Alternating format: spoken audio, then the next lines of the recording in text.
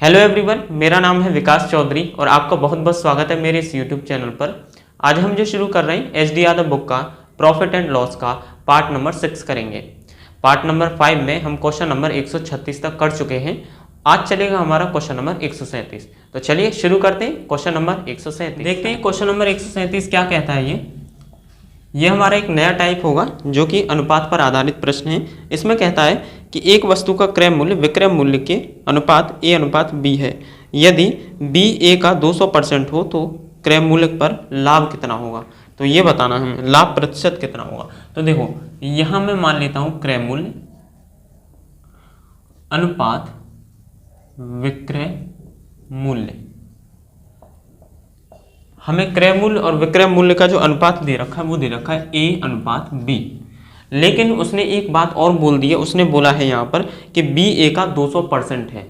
B जो है ए का 200% है, यानी ए अगर 100% है तो बी कितना हो जाएगा। बी ए का 200% है तो बी अगर ए अगर 100 है तो बी 200% हो जाएगा। 100 का 200% कितना होगा 200। समझ में आ रहा है। अब उसने क्या बोल दिया यहाँ पर कि क्रय मूल्य पर लाभ प्रतिशत बताइए। तो हमारा लाभ प्रतिशत यानी प्रॉफिट परसेंट का फॉर्मूला क्या होता है, प्रॉफिट बटे क्रय मूल्य मल्टीप्लाई 100, यही होता है। और प्रॉफिट कितना हो जाएगा यहाँ पर, कोई वस्तु 100 रुपये में खरीदी 200 में बेच दी तो कितने का प्रॉफिट हो रहा है 100 रुपये का। तो हमने प्रॉफिट की जगह 100 रुपये लिखे, क्रय मूल्य कितना है 100 रुपये में खरीदी 100 लिख दिया, मल्टीप्लाई 100। 100 से 100 कट गया तो बचा कितना आपका 100, और यही इसका आंसर हो जाएगा।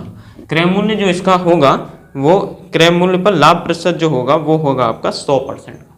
ठीक है। क्वेश्चन नंबर 137 के बाद 138 पर आ जाते हैं। क्या कहता है, ये सारे ही क्वेश्चन आपके आसान हैं। इसमें कहता है दो वस्तुओं के मूल्य का अनुपात 3:4 है। यदि उनमें पहली वस्तु पर 10% बढ़ा दिया जाए तो दूसरे के मूल्य पर 4 रुपये की वृद्धि की जाती है तो भी अनुपात में यथावत रहेगा। तब अनुसार दूसरी वस्तु का आरंभिक मूल्य बताइए। आरंभिक मूल्य पूछा गया यहाँ पर। देखिए अब देखिए यहाँ पर हमें थोड़ा सा सोचना है।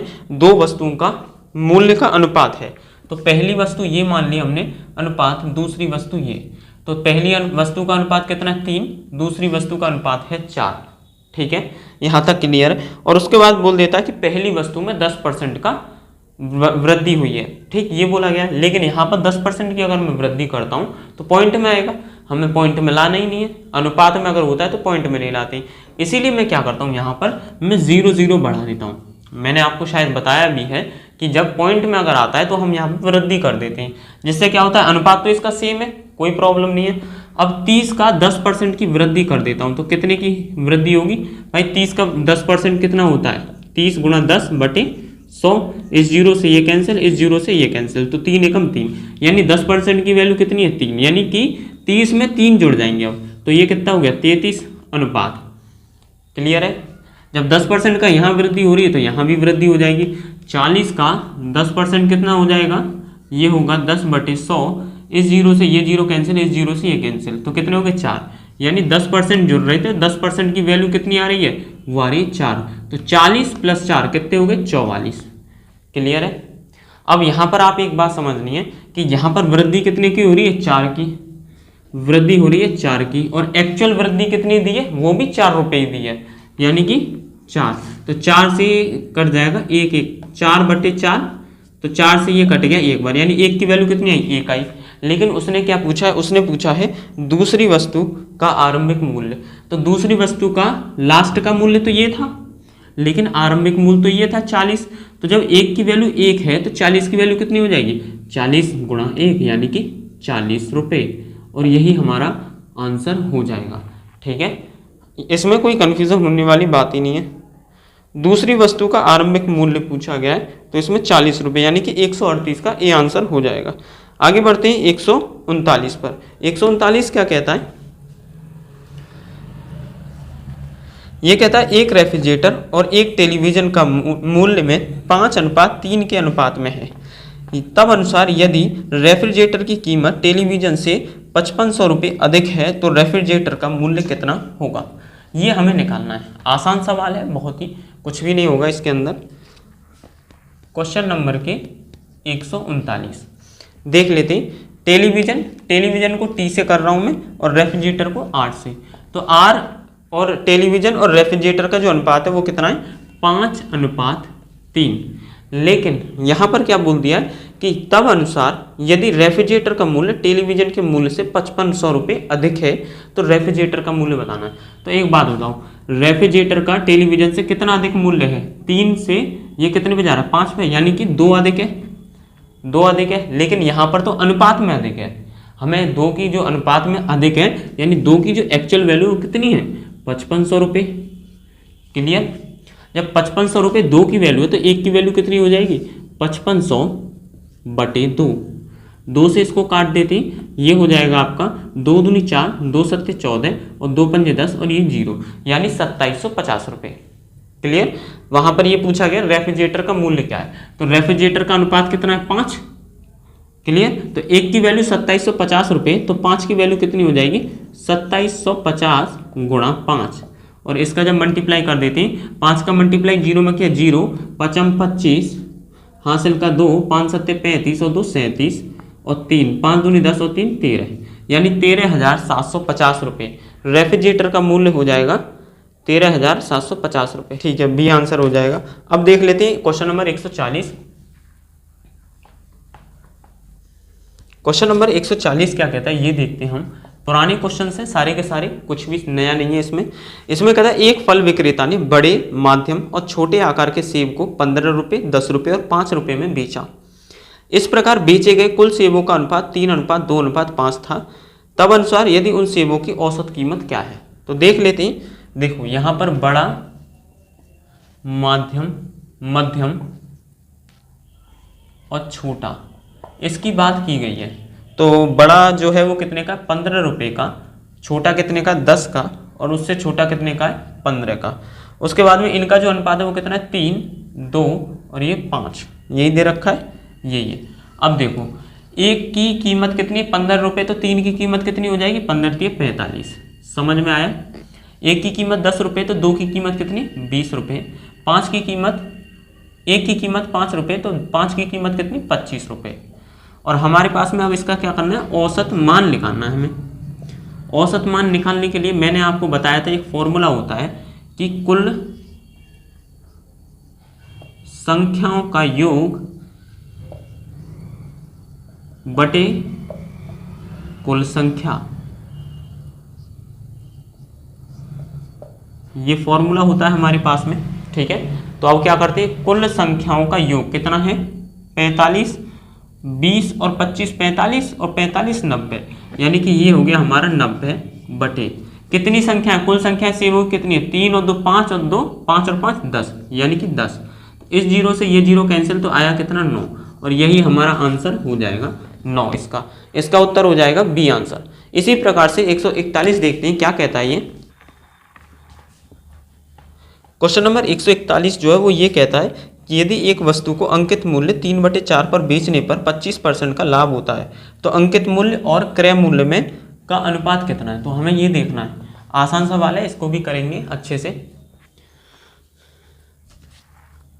क्वेश्चन नंबर 141 ये कहता है कि वस्तु का अंकित मूल्य के, तो हम कर देते हैं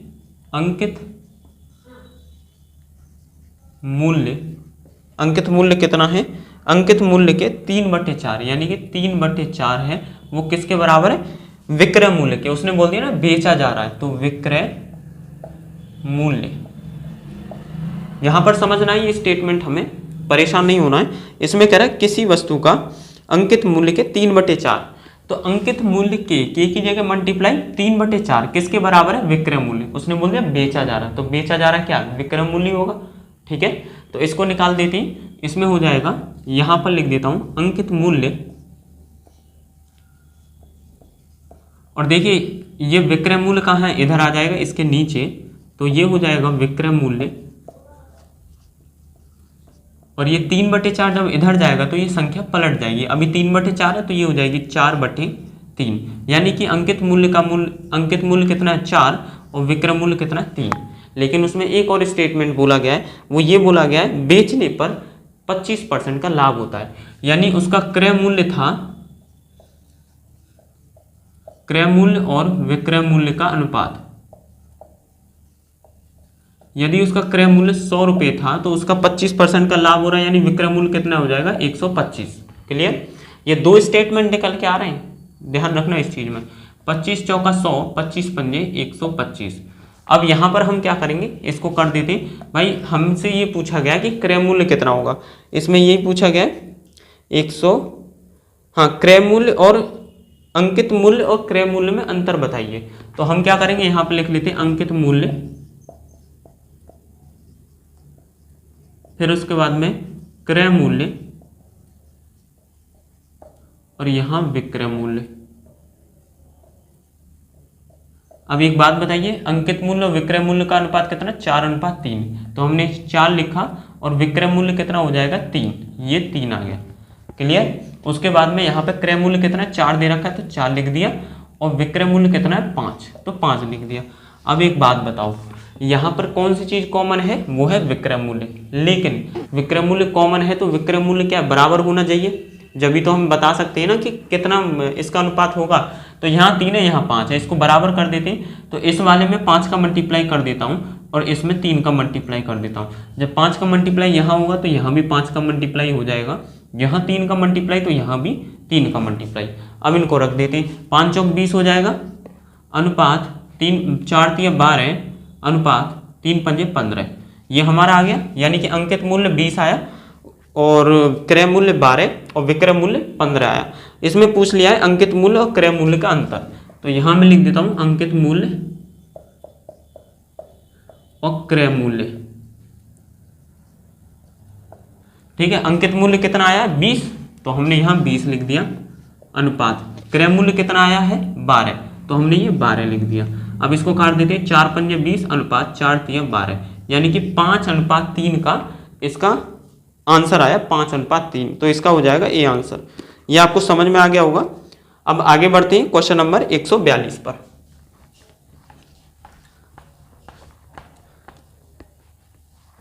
क्वेश्चन नंबर 142 क्या कहता है, यदि किसी वस्तु के विक्रय मूल्य की कीमत उसकी लागत का 1 सही 1/3 है तो लाभ प्रतिशत ज्ञात कीजिए।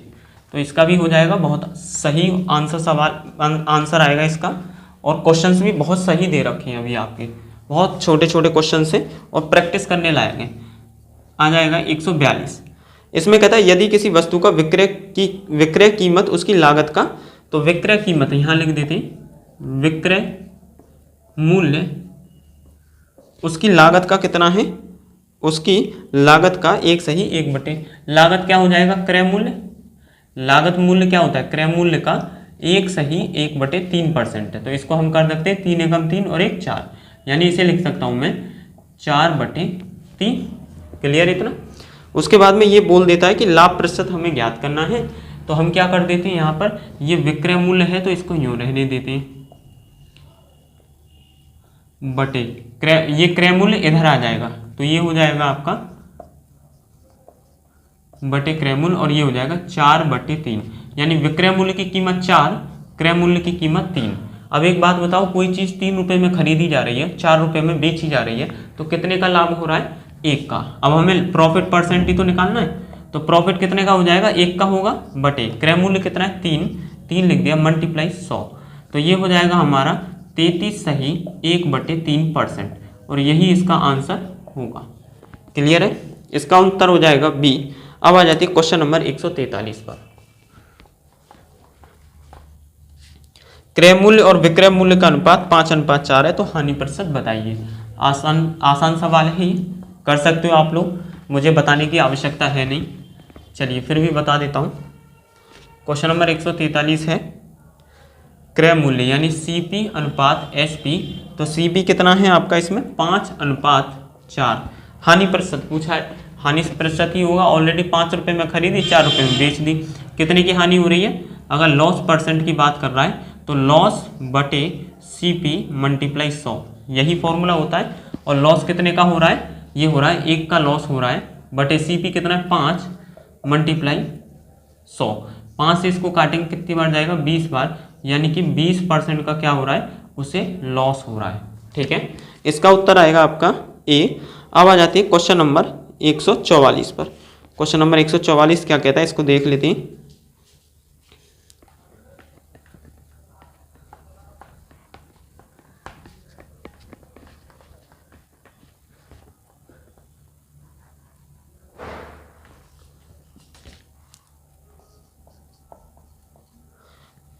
इसमें कहता है यदि किसी वस्तु का विक्रय मूल्य उसके क्रय मूल्य का मतलब CP का 8/5 गुना है, तो बताइए उसका लाभ प्रतिशत कितना होगा। तो ये देखिए SP अपॉन CP हो गया बराबर क्या हो जाएगा 8/5। भाई CP नीचे आ गया तो ये 8/5 हो गया, यानी SP कितना हुआ 8, CP कितना हो गया 5। और उसमें बोला गया है कि लाभ प्रतिशत बताना है। तो बताइए प्रॉफिट परसेंट का फॉर्मूला क्या होता है, प्रॉफिट बटे CP मल्टीप्लाई 100, यही होता है। और हमारे पास प्रॉफिट कितने का हो रहा है, 5 की वस्तु खरीदेगी 8 में बेच दी, कितने का प्रॉफिट 3 का, बटे CP कितना है 5 मल्टीप्लाई 100। 5 से इसको काट देंगे 20 बार जाएगा, 20 या 60, यानी इसका 60 आंसर हो जाएगा। क्वेश्चन नंबर 144 का हो गया 60 आंसर। उसके बाद में आ जाती है 145 पर।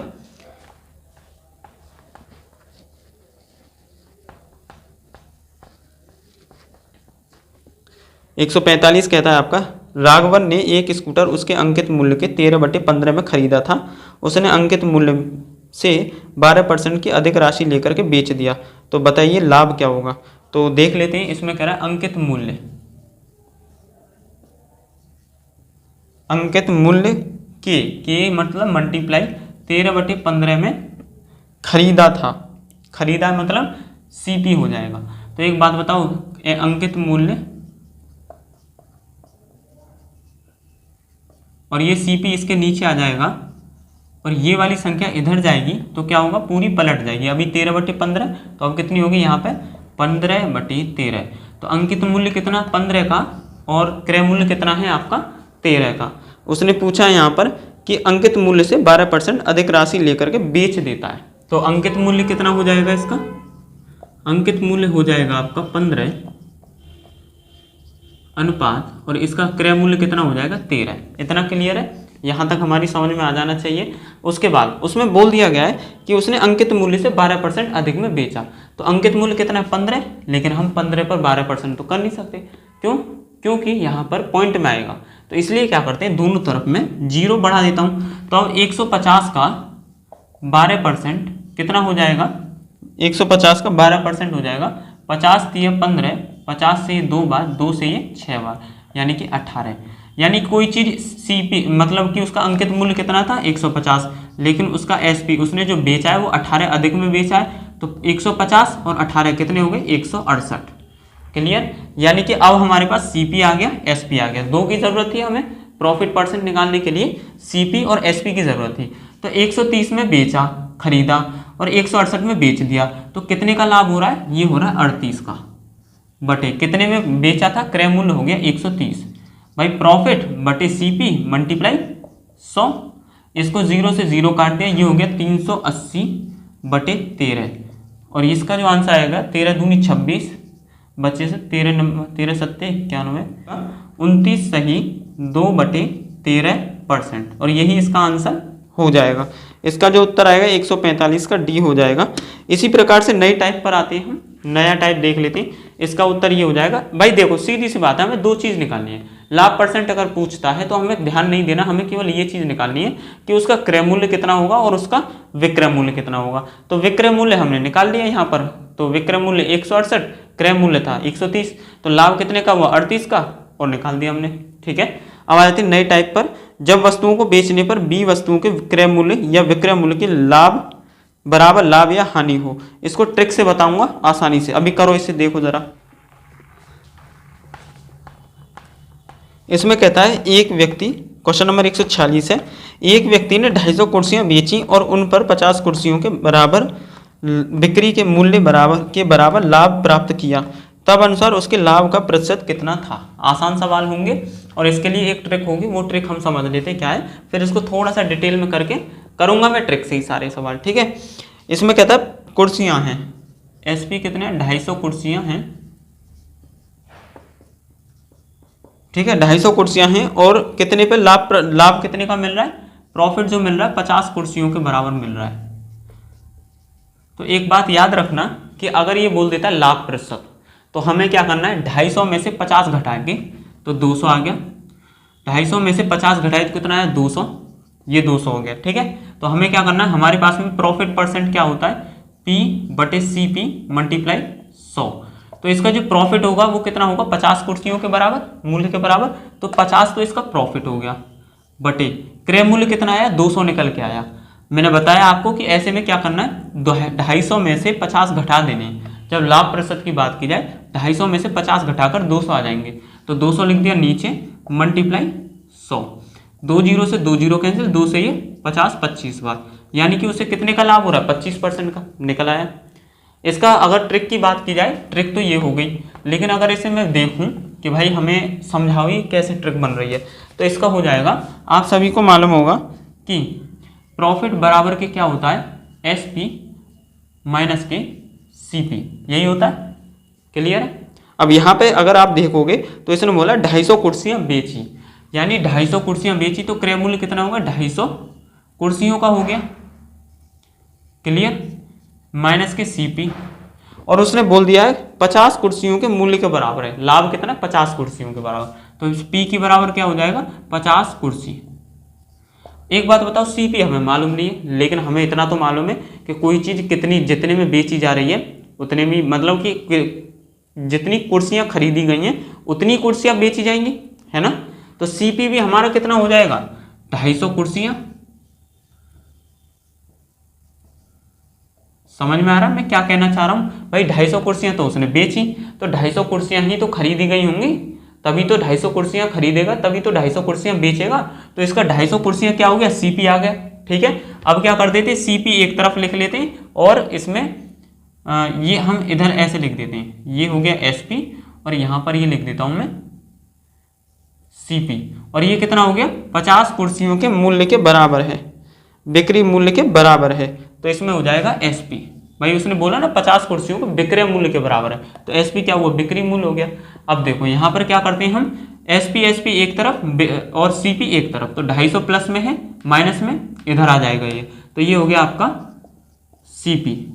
अब ये 250 एसपी है, ये माइनस का, जब 50 प्लस का है तो इधर आएगा तो माइनस में आ जाएगा, तो 50 एसपी, तो 250 में से 50 गए तो कितने बचे, ये बचे 200 एसपी, और यहाँ कितने रह गए, 250 सीपी, इतना क्लियर। अब सीपी बटे एसपी आ जाएगा, ये मल्टीप्लाई में एसपी इधर आ गया, बराबर के 200 बटे ये 250 मल्टीप्लाई में इधर आएगा तो बटे में आ जाएगा।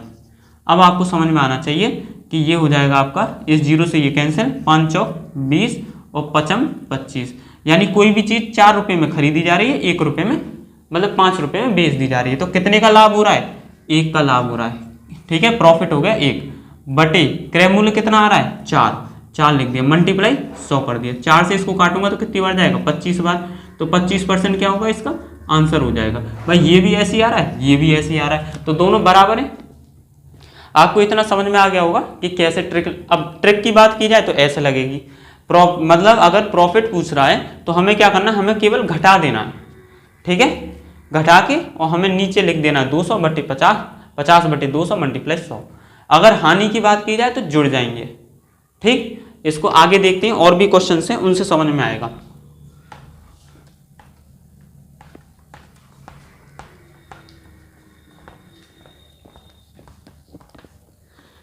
इसमें कह देता है 144 मुर्गियां बेचने पर महेश को 6 मुर्गियों की बिक्री मूल्य के बराबर घाटा हुआ, तब अनुसार उसके घाटे का प्रतिशत क्या होगा।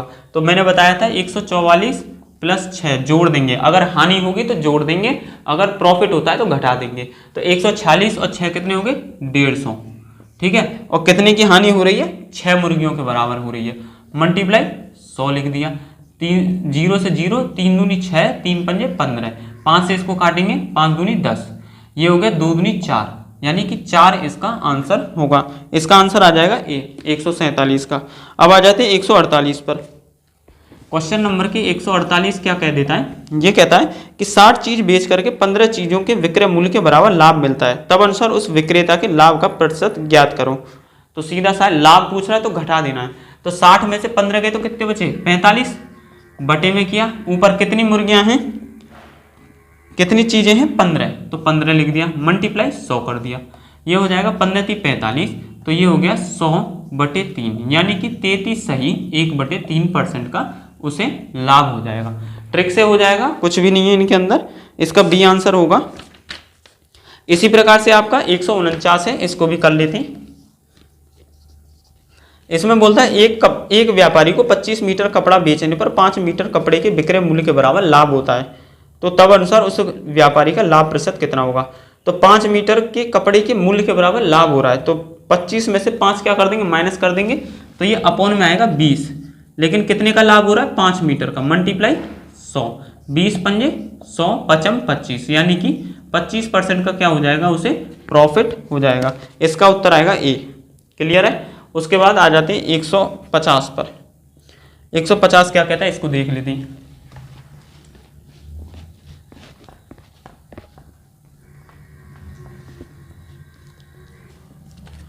क्वेश्चन नंबर 150 जो है वो भी सेम इसी के तरह, ये कहता है एक विक्रेता को 36 संतरे बेचने पर 4 संतरे के विक्रय मूल्य के बराबर हानि होती है, तब उसके हानि प्रतिशत कितना होगा। तो कितने की हानि हो रही है, 4 की हो रही है, और जब हानि हो रही है तो जुड़ जाएगा, मैंने बताया था जुड़ जाएगा। 36 + 4 कितने हुए, 40, यानी 40 नीचे क्रय मूल्य आ जाएगा इसका, मल्टीप्लाई 100। इस जीरो से ये जीरो, 4 से ये कैंसिल, तो कितना होगा, 10% की क्या हुई, इसे हानि हुई। ठीक है, यही इसका आंसर हो जाएगा। उसके बाद में बी आंसर हो गया इसका। अब आ जाते 151 पे।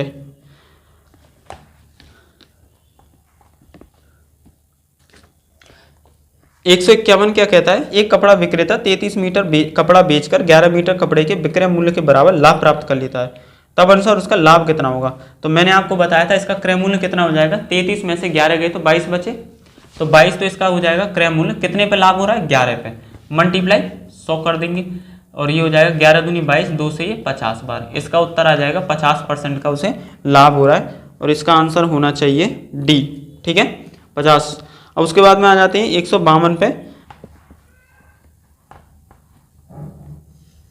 क्वेश्चन नंबर 152 हो जाएगा। इसमें कह रहा है 33 मीटर कपड़ा बेचकर उसने 11 मीटर कपड़े की लागत मूल्य प्राप्त कर लेता है, तब अनुसार उसका लाभ प्रतिशत कितना होगा। तो 33 मीटर कपड़ा बेच करके, तो जो बेचेगा उसका वही हो जाएगा इसका लागत मूल्य, है ना।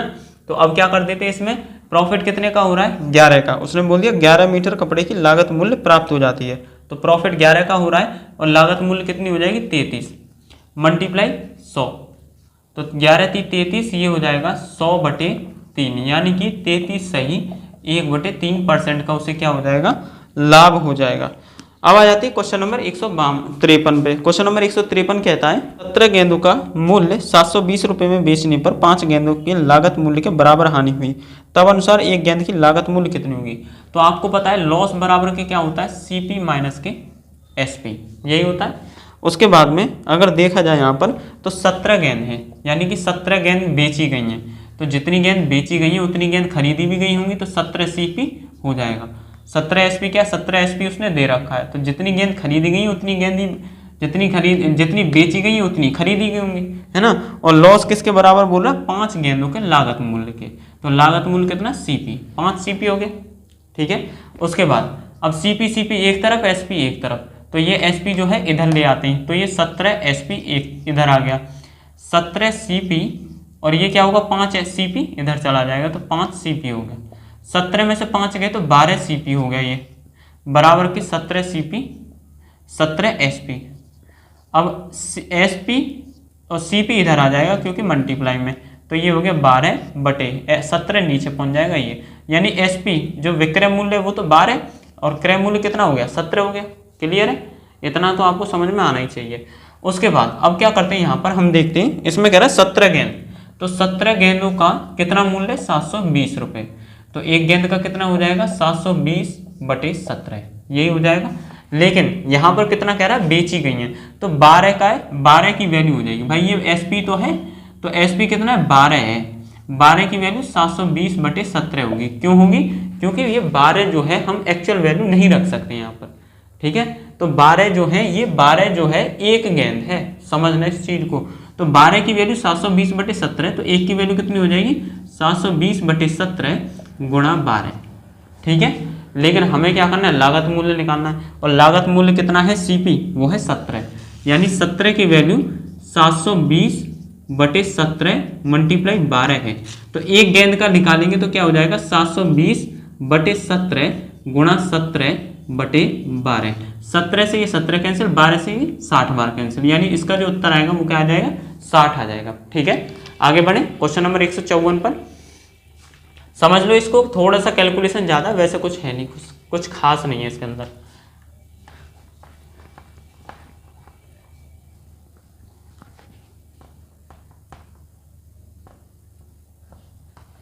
क्वेश्चन नंबर आ जाते हैं 154 पर। इसमें क्या कहता है, 100 संतरे बेचने पर एक विक्रेता को 20 संतरों के विक्रय मूल्य के बराबर लाभ होता है, तो उसका लाभ प्रतिशत क्या होगा। अभी मैंने आपको बताया इसमें क्या है, अगर लाभ बोला है तो क्या करना होता है, माइनस कर देते हैं। यानी कि 20 संतरों पर लाभ हो रहा है, लेकिन 100 में से 20 गए तो 80 बचे, 80 इसका हो गया लागत मूल्य, मल्टीप्लाई 100, 20 चौक 80, 4 से इसको काटेंगे जाएगा 25 बार, यानी कि 25% का उसे लाभ होता है। आगे देखते हैं गलत बाट पर आधारित प्रश्न, तो इनको कर लेते हैं, ये कैसे करेंगे। क्वेश्चन नंबर आ जाते हैं आपके, अब नए टाइप होगा 155।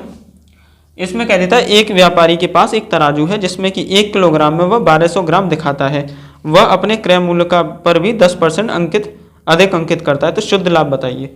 देखो 1 किलो पे क्या कर रहा है, वो 1200 दिखा रहा है, यानी उसे अगर आप देखोगे कोई भी व्यक्ति है वो 1 किलो पे 1200 दिखा रहा है, लेकिन उसे 200 ग्राम का क्या हो रहा है, लाभ हो रहा है। यानी 1 किलो में कितने होते हैं ग्राम, 1000 ग्राम, और 1200 ग्राम दिखा रहा है। तो एक बात बताओ, कितने का लाभ हुआ, 200 का लाभ हुआ, नहीं हुआ, उसे डायरेक्टली 200 का लाभ हो गया।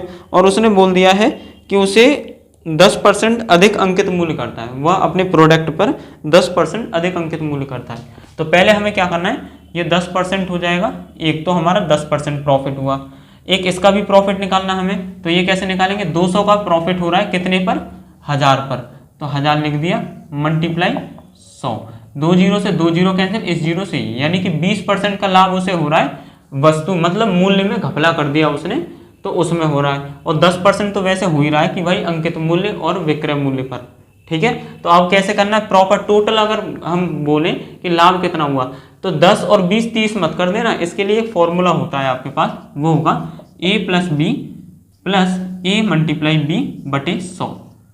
अब इसमें फॉर्मूले में रख देते हैं, a कितना है 10, तो 10 प्लस के b कितना है 20 प्लस 10 गुणा 20 बटे 100, इस जीरो से ये जीरो कैंसिल, इस जीरो से ये जीरो कैंसिल, 10 और 20 कितने हुए 30 प्लस के 2 एकम 2 यानी 2, यानी हो गया आपका 32, इसका ये 32 आंसर आ जाएगा। उसे कितने परसेंट का लाभ हुआ, डायरेक्ट अगर देखा जाए तो 32% का लाभ हुआ। इतना क्लियर है। आगे बढ़ते हैं क्वेश्चन नंबर 156 पर। क्वेश्चन नंबर 156 क्या कहता है, आसान सवाल है ये भी। एक बेईमान व्यापारी अपनी वस्तुओं के क्रय मूल्य पर बेचने का दावा करता है, परंतु वह 1 किलो की जगह 850 ग्राम का नकली बाट प्रयोग करता है, उसका लाभ प्रतिशत कितना होगा। कर लेते हैं इसको भी। देखो वो बोलता है कि 1 किलो की वस्तु बेच रहा है, लेकिन उसे कितने में बेच रहा है, वो 850 ग्राम बेच रहा है वस्तु। दावा तो वो 1 किलो का कर रहा है, लेकिन बेच कितने का रहा है, 850 ग्राम, यानी कि 1000 ग्राम होते हैं 1 किलो में, कितने ग्राम, 1000 ग्राम, और ये 850 ग्राम, यानी कि उसे कितने का लाभ हुआ। अगर आप देखोगे तो उसे 150 ग्राम का क्या हो रहा है, लाभ हो रहा है। अब प्रतिशत निकाल देते हैं, लाभ प्रतिशत कितना होगा। तो देखो 150 का उसे लाभ हो रहा है बटे कितने पर हो रहा है, 850 ग्राम पर, तो 850 लिख दिया, मल्टीप्लाई 100 कर दिया, इस जीरो से ये जीरो कैंसिल, 5 से ये 3 बार, 5 से ये 17 बार कट गया, तो ये हो गया आपका 300 बटे 17। इसका जो आंसर आएगा आपका वो हो जाएगा 17 का, इसमें करता हूँ 17 एकम 17 और 17 17 119, ये हो जाएगा आपका 11, सही है, डी आंसर इसका हो जाएगा 17 सही, 11 बटे 10 आंसर हो जाएगा। क्वेश्चन नंबर 100 ये हो जाएगा 56 का, 156 का हो जाएगा डी आंसर। अब आ जाते हैं क्वेश्चन नंबर 157 पर। एक दुकानदार अपनी चीज़ों की लागत मूल्य पर ही बेचता है और वो 1 किलोग्राम की बजाय 800 ग्राम का इस्तेमाल करता है, तब अनुसार उसका लाभ प्रतिशत कितना होगा। ये भी आसान है, इसी की तरह ही है सेम।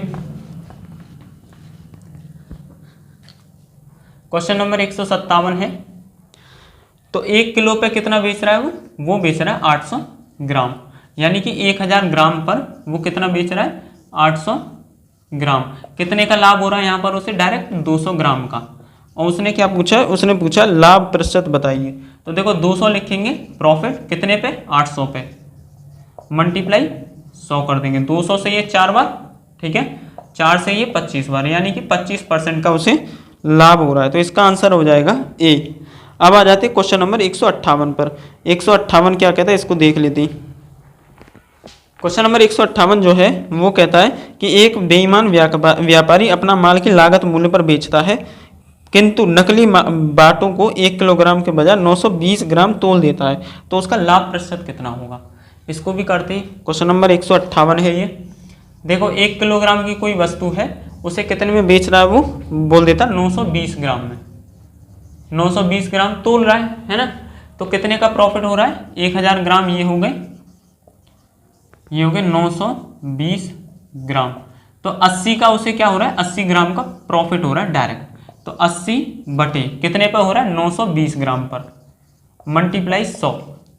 इससे ये 0 से 0 कट गया, 4 से इसको काटते हैं, 4 दूनी 8 यानी ये 20 बार, 4 दूनी 8 4 3 12 ये 23 बार कट गया। तो ये आया आपका 200 बटे 23। और इसका जो उत्तर आ जाएगा वो होगा 23 का डिवाइड करके देख लेते हैं। 23 अट्ठे कितने होते हैं, 8 3 24 2 8 दूनी 16 और 1 17 18 यानी 184 बार जाएगा। अब 10 में से 6 गए 4 और ये 9 में से 8 गए तो 1 बचा। तो अब पॉइंट लगाया 0 बढ़ा दिया। अब 23 6 और ये हो जाएगा 23 छक्के होगा, 6 से कर देते पॉइंट के बाद, 6 3 18 1 6 दूनी 12 और 1 13। इस तरह से चलते जाएंगे तो ये आएगा आपका 8.6 और कुछ ऐसे ही आएगा। और इसमें जो उत्तर दे रखा है वो आपका 8.7 दे रखा है, क्योंकि 8.7 आसपास है तो यही आपका आंसर हो जाएगा 8.7%। ठीक है। अब एक लास्ट रह गया 159, इसको भी कर लेते हैं।